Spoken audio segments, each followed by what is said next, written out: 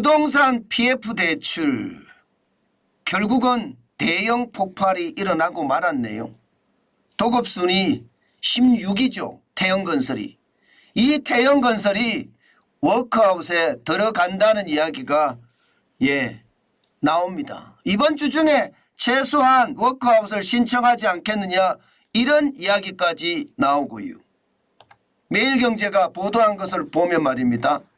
부도 그러니까 법정관리죠. 부도는 막아야 된다.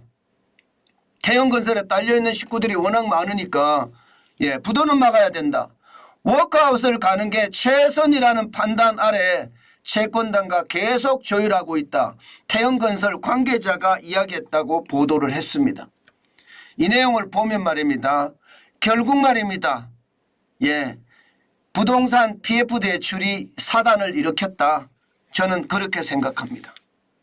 도급순위 16위 건설회사가 이렇게 무너진다는 것은요. 앞으로 건설업계의 충격이 엄청나게 클 수도 있다. 이 말을 저는 상기시켜준다고 생각을 합니다. 그만큼 말입니다. 태형건설의 워크아웃이 됐든 아니면 법정관리가 됐든 법정관리는 심각합니다. 부도가 나니까. 법정관리가 됐든 상황이 점점 악화되는 것은 분명해 보입니다. 사실 태형건설의 어떤 부도설은요 계속 나왔었죠. 그만큼 말입니다. 태형건설이 어려웠다는 이야기예요. 재무 현황을 보면 말입니다. 매출액은 작년보다도 늘었습니다. 2조 3,891억 원. 영업이익은 977억 원밖에 안 되고요. 부채 비율은 478.7%입니다. 일반적으로 말입니다. 부채 비율이 200%가 넘어가면 위험하다 이렇게 표현을 하거든요. 그런데 478.7%까지 갔으니까 이거 위험하다는 거 이야기하는 건 당연하고요. 그 사이에 태형건설이 무너질지도 모른다. 부도가 날지도 모른다. 이런 시장의 예측들이 사실은 들어맞아 가는 그런 상황이었습니다. 그렇지만 상황에서 따라서는 아니다 이런 이야기까지 했거든요. 한국신용평가에서 나온 자료도 보면요. 태형건설은요. 자기 자본 대비 PF 보정 규모가 굉장히 큽니다. 373.6%예요. 3조 5천억 원이나 됩니다. 적지 않은 규모죠. 롯데건설은 212.7%고요. 5조 8천억 원. 현대건설은 121.9% 8조 2천억 원입니다. 현대산업개발은 2조 3천억 원 77.9%고요. 77조 9천억 원이고요. GS건설은 3조 1천억 원. 그러니까 이게 기본적으로 60.7%죠. 자기자본 비율이 됐어요. 77.9%가 아니고 77.9%죠. 보시는 것처럼 태형건설은요. 한국신용평가에서 봤을 때도 태형건설에 대한 위험도 계속 이야기했습니다. 부채 비율도 478.7%인데 그중에 PF 보정 규모가 373.6%니 이게 위험하지 않다 이렇게 이야기하기는 쉽지 않죠. 그런데도 말입니다. 태형건설은 위험하지 않다. 전체 PF 보정 대출이 4조 5천억 가량 되는데 국가 보정 SOC PF 1조 정도 되니까 이거는 문제 없고 분양이 70% 끝난 PF가 1조 되니까 이것도 문제 없다. 나머지 2조 5천억 원이 문제이긴 한데 이것도 웬만하게 수습돼 간다. 이렇게까지 이야기를 했거든요. 그런데 시장에서는 의심을 했죠. 이렇게 되기가 쉽지 않다. 2조 5천억 원이라는 숫자가 적지 않은 규모고 이 규모가 결국은 큰 사단을 일으킬 수도 있다. 이렇게 이야기를 해왔습니다. 사실 금액도 4조 5천억 원이잖아요. 지금 한국신용평가가 본 것은 PF 금액이 3조 5천억 원이었습니다. 그 외에도 더 많았다는 이야기고요. 그러니까 이 문제가 결국은요. 터질 대로 터졌다. 이렇게 보시면 틀리지 않을 것 같습니다. 문제는 언제 신청할 거냐의 문제잖아요. 아마도 말입니다. 지금대로 간다면요. 지금대로 간다면 뭐 워크아웃이 될 가능성이 굉장히 높습니다. 부도 처리하게 되면 법정 관리로 가게 되면요. 태영건설이 도급순위 16위, 그러니까 우리나라 건설사 중에 16번째로 큰 건설사예요. 그런 건설사가 망하면 거기에 딸려 있는 1차 업체, 2차 업체, 3차 업체까지 부도가 나고요. 그 부도가 나면 금융권에 주는 충격까지도 어마어마해질 겁니다. 16위 건설사이기 때문에요. 그래서 어떡하든 정부 입장에서도 내년 총선이 4월 10일입니다. 그런데 이게 그냥 법정 관리로 가고 부도가 나게 놔두지는 않을 거다. 이게 시장의 예측입니다. 실제로 말입니다. F4라고 하나요? F4? F4라고 이야기하는 최상목 경제부총리, 그리고 김주영 금융위원장, 이복형 금융감독원장, 이창용 한국은행 총재, 이들이 모여서 말입니다. 부동산 PF 대출, 특히 태영건설의 워크아웃 가능성도 논의했다, 이렇게 이야기를 합니다. 그러면 워크아웃으로 갈 가능성이 높다, 이렇게 봐야 됩니다. 문제는 여러분, 워크아웃을 간다고 하더라도 도급순위 16위 업체가 워크아웃을 가는 것은요, 채무 조정이 어떤 식이든 되거든요. 채무 조정이 어떤 식이든 됩니다. 당장 말입니다.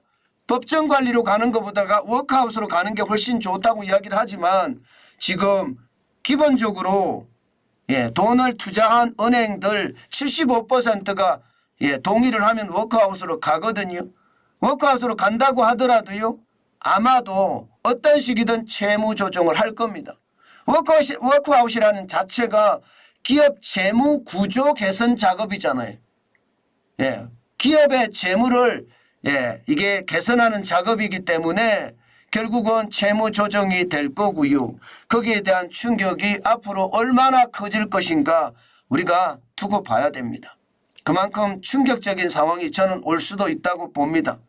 물론 시장에서는 이미 태영건설 주가가 고점 대비 35.6%가 떨어지면서 시장에서는 예견을 하고 있었습니다. 올해죠. 올해 2월 21일에 4,640원까지 가던 주가가 12월 26일 현재 2,990원까지 1,650원이 떨어져서 35.6%가 빠졌거든요. 이미 뭐 그렇게 가는 방향 분위기로 잡혀져 있다, 이렇게 이야기할 수가 있습니다. 문제는 여기서 끝나야 되는데 과연 끝날 것인가 하는 문제예요. 저는 이게 끝나기가 쉽지 않다고 봅니다. 왜냐하면 건설업체 합산 PF 보전 규모를 보면 결코 적지가 않습니다. 2018년까지만 하더라도 14조 8천억 원이었는데요. 5년 사이에 91.2%가 늘어납니다. 13조 5천억 원이 늘어나서 28조 3천억 원입니다.